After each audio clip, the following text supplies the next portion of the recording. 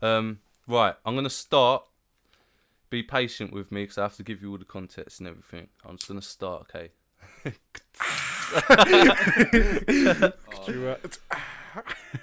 Right, okay, so this happened in 2001, Essex, UK. I don't know, do you know who Michael Barrymore is? Yeah.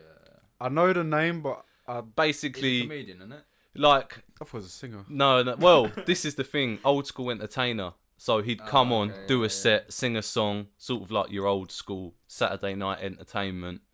In the 90s, he was actually the big... It's hard to imagine because you can't... When you say Michael Barrymore, face doesn't pop up like Bruce Forsyth, Ant and Dec sort of thing, innit? But he was the biggest guy in the 90s. With Princess Diana? I don't know. What was it? Maybe you've made a mockery of my research.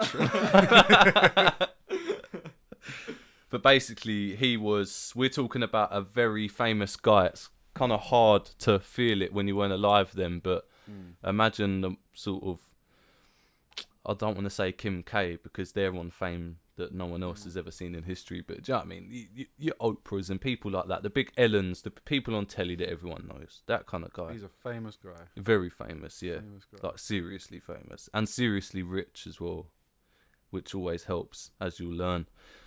Right, so basically, it all started in a nightclub in Essex, and I'll name everyone that's involved because not one of them is outside of suspicion. So we have Michael Barrymore, of course, the famous guy. Jonathan Kenny, his lover. Stuart Lubbock, who's the victim. Kylie Merritt, Justin Merritt, who are friends, and their brother and sister. 2 young girls. Claire Jones, who's 17, Kelly Campbell, around 20, James Futers, who's a local, and Simon Shaw, who was invited by Futers. These are the 9 people that end up back at Michael Barrymore's house where something happens. Who are these all his friends? Jonathan Kinney, a few of them have just sort of been invited because they're out at a club. So, you know what I mean. Oh, okay, alright. He didn't know. So Stuart, the victim, he didn't know any of them. He was just at the club. Ooh. Yeah. So Stuart Lubbock, the victim, was out with his brother at a nightclub.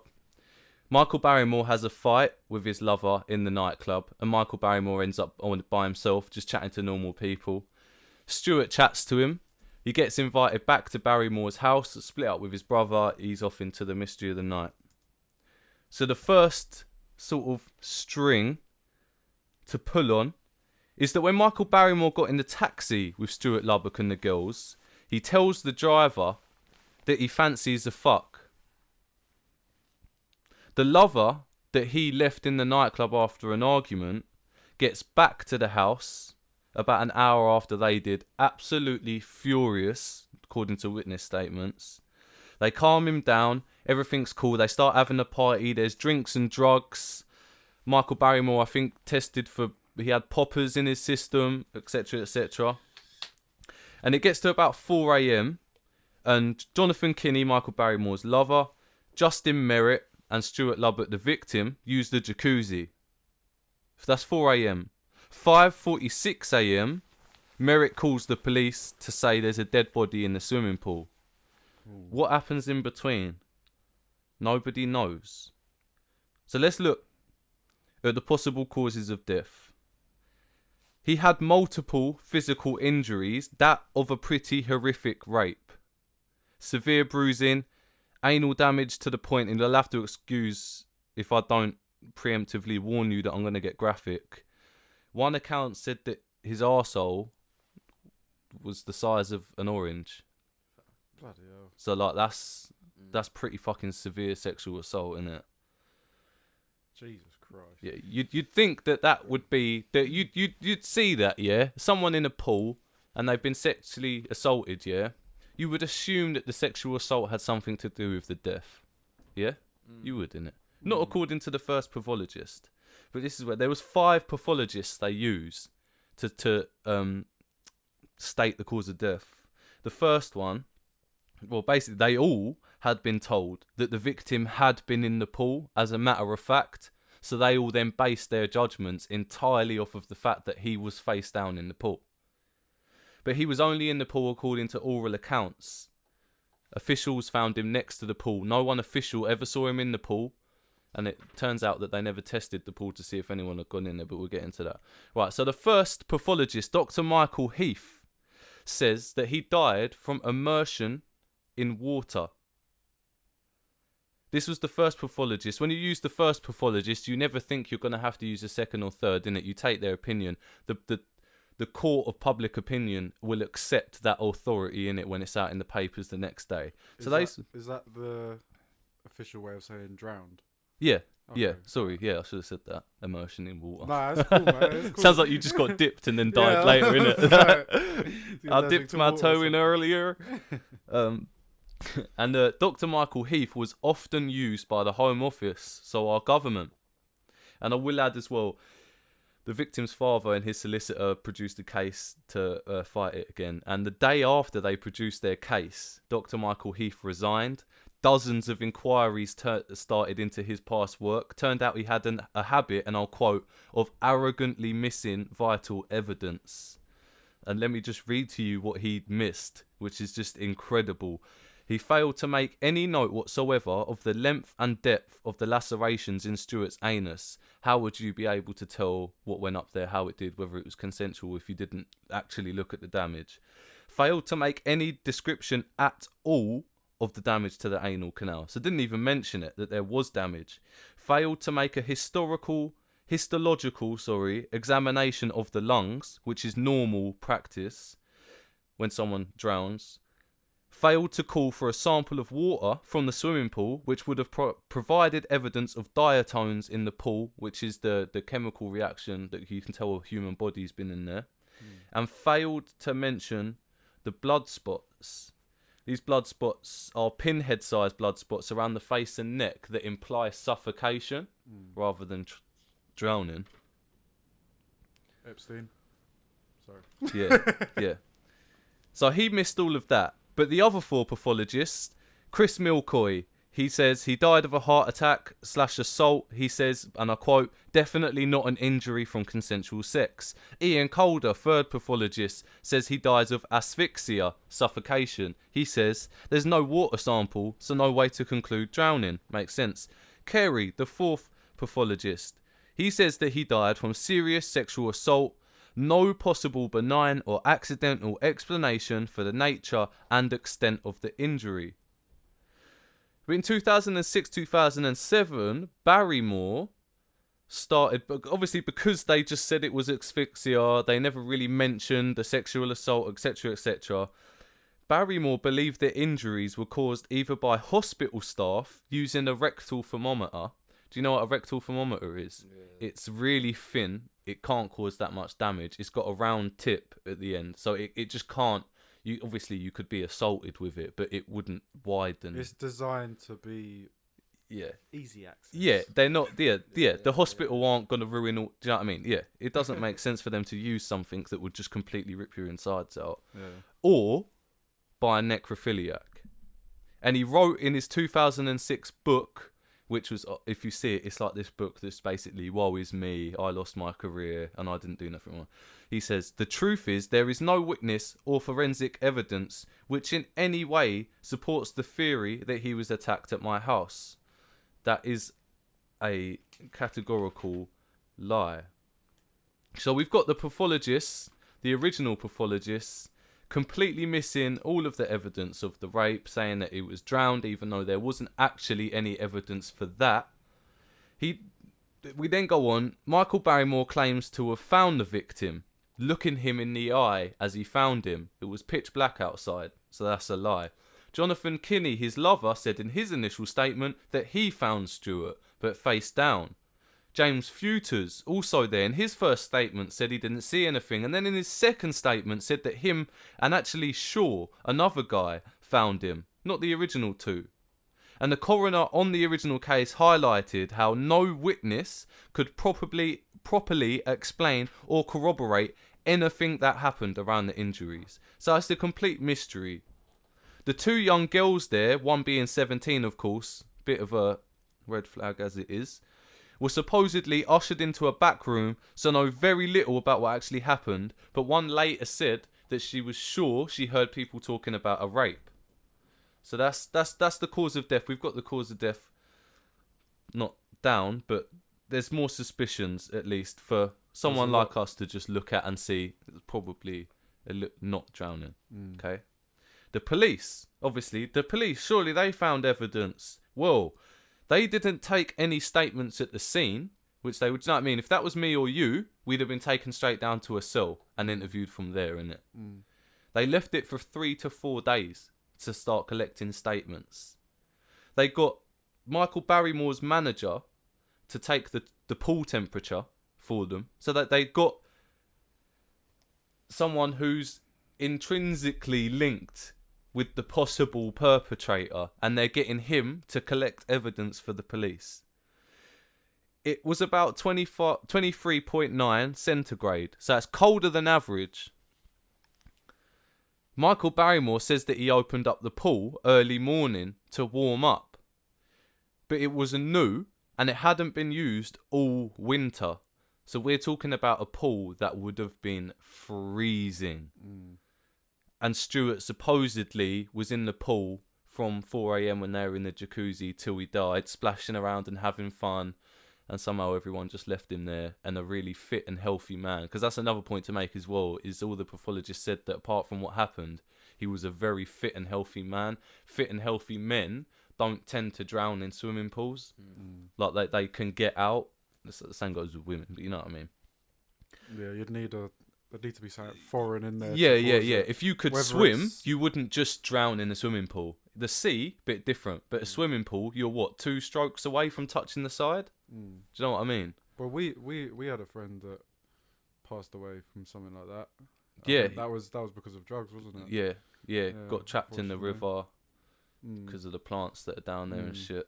So it's things like that can happen. Definitely. But there's always got to be something else. There needs to be some sort of Mother Nature factor in with it as well. Yeah.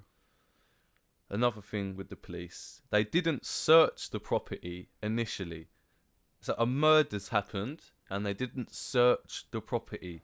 They then left the manager in charge of the property, didn't leave it completely sealed up. So it's an unsealed property. So people can walk in and out, basically. People walked in and out, and the thermometer and a door handle, which were in the garden of the night, went missing. These were the 2 key pieces of evidence. Because basically the pool thermometer was like the right size. It had cutting edges for the sexual assault, basically. And that went missing. They think the thermometer and the door handle could have been the weapons used in the sexual assault. Oh, okay. And they took pictures of the property, and they're there. And then when they came back to search it all properly, they'd gone. And they were the only things that had gone, sort of thing. They never tested the blood on the victim's boxers to see if it was his or not, because for someone that was bleeding so much from the rectum, the boxers only had a tiny little speck of blood on the flies, which would insinuate that it was someone else's blood dropped on there rather than his own. Otherwise it would have soaked through, sort of thing. Oh wait, so the blood was on... There was just a drip on the top of the boxers. There was no blood where his bum had been. So they it was basically... just on the front. Something had happened, and my opinion would be that they then changed him. Yeah, I was going to say that he must have not had them on then, innit? Yeah. So that's pretty fucking mad. They took ages to test the robes that were nearby and covered in blood, and unauthorized personnel were allowed to stay and enter the premises. And I'll go back to this as well that I've already said about the diatoms in the swimming pool, but this is insane. Okay, there's been a drowning, inverted commas, and the police never tested the pool to even see if someone had been in the pool. They didn't even test it. It's just crazy. These sort of things that would have been done on the first night of an investigation had we been one of the perpetrators.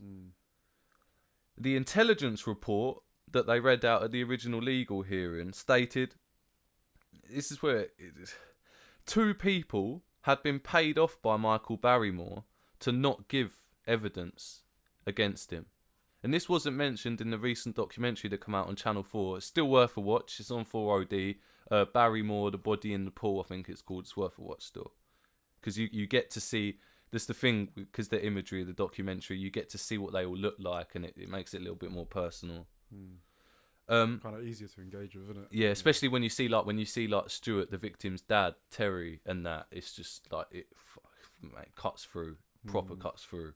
Like I couldn't imagine that happening to someone I knew, innit? Where, madness. The same coroner that stated that there was no corroborating evidence, everyone had a different story, etc., etc., said that there was an absolute wall of silence about what went on between 4 and 5:46. Everything else they can account, remember, but from that moment on, it's a no-go. But it turns out that at 5 a.m, so remember we're talking between 4 a.m. and 5:46, at 5 a.m, Jonathan Kenny, Michael Barrymore's lover, calls Michael Barrymore's manager. And on that call, the manager tells him to clean the house. They rush around cleaning the house, and the police weren't called until they cleaned the house, 5:46, about 46 minutes later.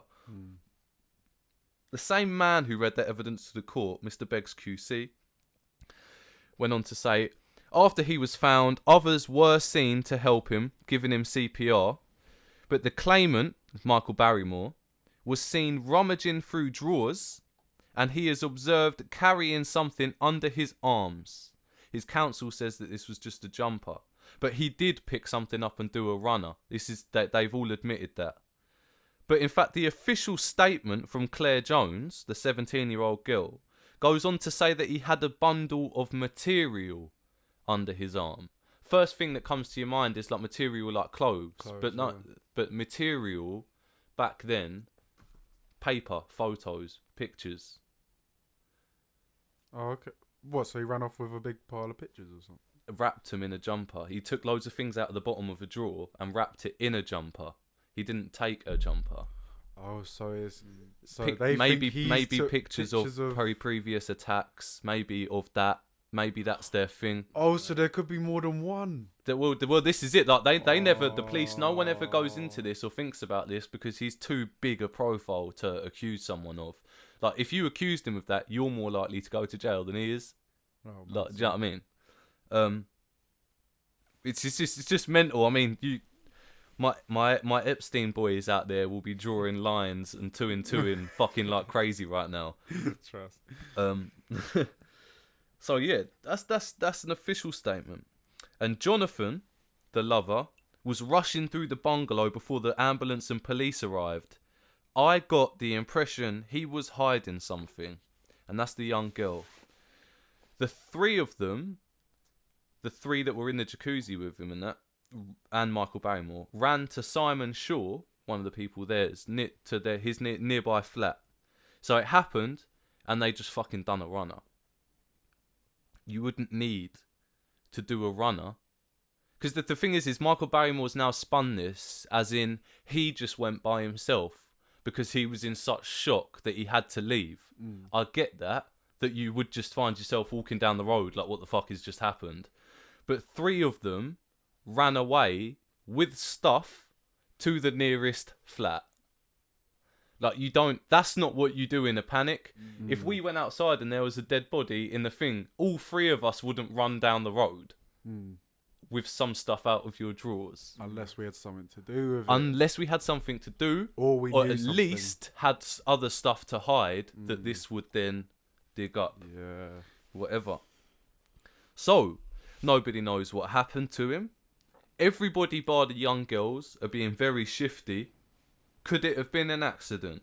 Could everyone have been having so much fun that they missed him injuring himself to the point of violent sexual abuse and then falling into a pool and making no noise about it? Very unlikely. Yeah. Well, this is where it gets... I mean, it's already interesting to me anyway. Yeah. But, well...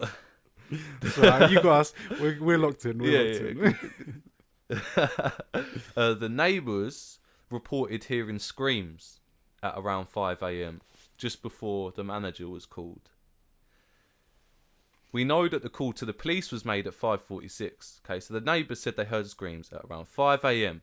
The neighbours were never called in for evidence during the inquest, even though they gave witness statements. They sought out the police and gave statements and said, no, we heard screams. If they heard screams, the people in the house would have heard screams.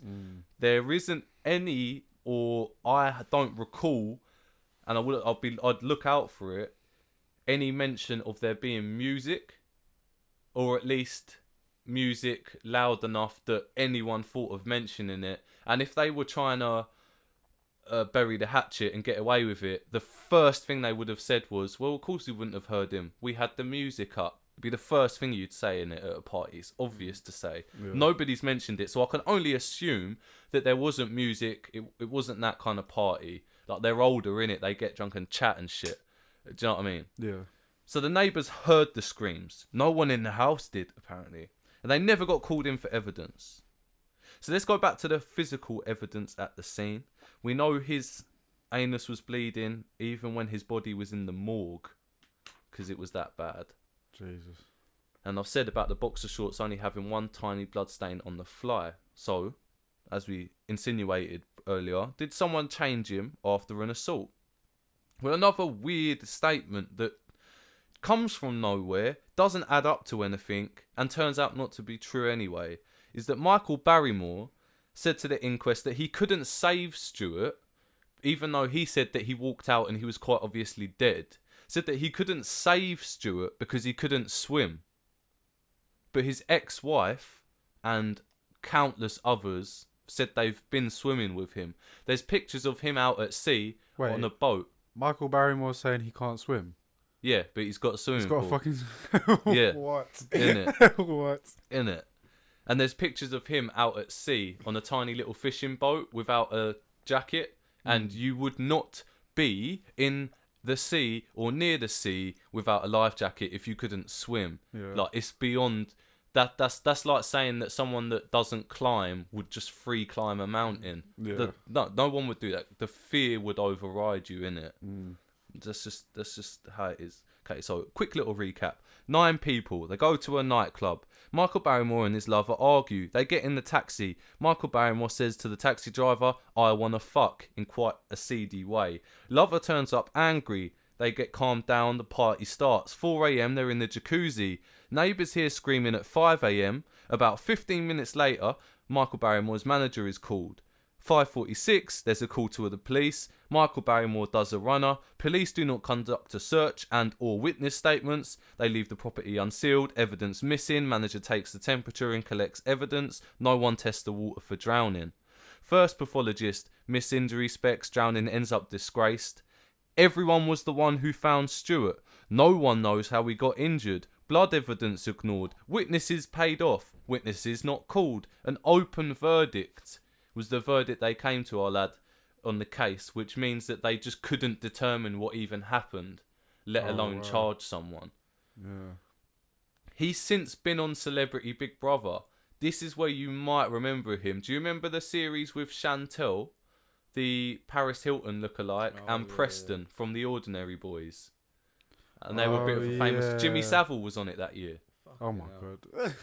Barrymore and Jimmy Savile was both on it. Yeah. At the same time. Mad. Fucking hell. That's deep. What the rest of them done? Yeah. He about 7 months ago, so I think it was like July 19, he had a Piers Morgan Life Stories. Yeah. He also went on to Good Morning Britain, done a little round as they do, trying to get their career back. And as late as December of last year, 2-3 months ago, he was on Dancing on Ice, celebrity special, yeah? But Essex police have come out recently, and this is what triggered the new documentary, is that they've put up a new reward of 20 grand, and the shit cunt son, I can't just say the son, shit cunt son, sorry. Wait, whose son? The shit cunt son, the newspaper. Who's the shit cunt? Oh. If you don't say their name properly, then it doesn't come up as a bang for them. Like, fuck them, innit? Like, I actually despise them. Yeah. But, yeah, fuck they've Rupert Murdoch. Yeah, exactly. But they've doubled the reward. So the reward's now 40 grand. first thing my bird said was, surely they've been paid more than that already anyway to not say anything. Yeah. Like 40 grand, what the fuck's that to someone being paid off by a multi-millionaire? Do you know what I mean? Yeah. Fuck off. Like, all they'd have done is text him and said, rewards 40 grand, put 50 in my account. Simple as that, innit? I will also add that Justin Merritt, one of them, is now like a proper recluse, and he lives in a little canal boat somewhere in the southeast, and like doesn't talk to anyone, doesn't have friends or family, just sits on his boat, and it like really badly looked after and that. So he's also got like, he was a bit of a proper gazer and all that. Now he's got like what are those big earrings that you have? Oh, Stretchers and shit. So it looks like he went down a different path. I don't know, because I don't know him in it, but it seems like that triggered him to become a recluse and shit, and whether that's the stress of the case, whatever, something's going on. So like, it's quite I don't know where to start really in terms of like how this sort of thing makes me feel. Because just imagine, yeah, like just think, in the documentary you saw his brother, who, bless his heart, looks like he might have been bang on the stuff. Who, the victim's brother? Yeah. He doesn't look in a good way at all. Very sort of, every time he talks about it, suddenly you just see his eyes go and he just goes back. So I don't know if he's dealt with it. Probably But hasn't, because it how sounds like the could you? case is so open, isn't Exactly. it? How kinda- could you ever? Because I feel like with the death of someone you love, it kind of helps you to come full circle with the situation when you know about what's happened You and the understand situation it, that yeah. surrounds it. When it's that, like Unknown, when it's that unknown section of after they've died and you don't know what's gone on, like that's what really that can really mess with you. And then for someone to have that And then going on for what 20 years or whatever, 19 years, 20 years, 20 years, like he must be, that must drive you crazy. Like imagine your sibling, your brother or sister, you go out on a night out, they meet someone incredibly famous, get invited back to their house, and the brother said he was like, all he was gonna do is go for a few hours, and then just so he could go to work the next day and say, you'll never fucking guess where I went this weekend. Yeah. And he died, and he was quite obviously murdered. And yeah, nothing's done about it. no, but this guy gets the guy whose house it was at gets his life back Yeah, you're seeing him dancing on ice on while Celebrity Big Brother, you're not sitting next to your brother. on Piers Morgan, getting a life story, getting all the easy treatment. And another really, really messed up thing as well is when the original case was going on, Michael Barrymore actually invited his dad to come for a chat, and it was turned out to be like just a complete PR stunt. Michael Barrymore didn't want to talk about what went on at all. All he did was just try and have small talk with him, and then the papers the next day misquoted the dad that's like, oh, I'll never be annoyed with you, it wasn't your fault and everything.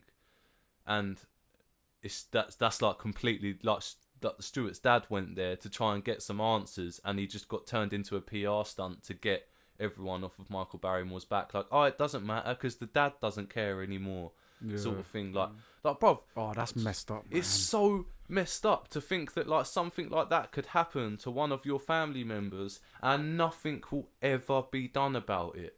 And what? Because of money and power. Exactly, not because of like it was just such a mystery. Like it wasn't just someone in the woods completely by themselves and they like something happened to them. This is like quite a clear pattern of events, if you know what I mean. Well, just hearing you describe it to like, I'm guessing you as well, it just sounds like Two duh, and two. like, Yeah, exactly. But this is the thing. So many things like that do come across like that to us. So,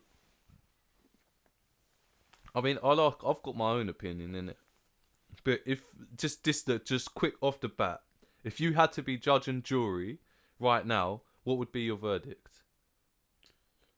I wouldn't be like Barrymore did it, but someone's done something. If we murdered someone and none of us came forward, we'd all get charged with it. Yeah, all be, They all wouldn't the- just all be the like, oh, well, accessories. no one's coming forward, so we can't punish anyone. That's kind of how it goes for the powerful, though, isn't it? 'Cause They it's have like, to if come you look forward at- and admit it. Because They if you can. relate that to like Savile and the BBC, it's kind of like, Everyone knew. oh, everyone knew, and it's like, what? Wait, so who knew then? Yeah. Do you know what I mean? Like, Yeah. oh, so Are they they're- still on telly? Do Yeah, we like, need to know that they what do knew? you, what do you mean they all knew? So, Yeah. so who knew? Yeah. Alright, cool. So it was these lot. Why are we not going back and so you actually aided in him Yeah. doing his whatever?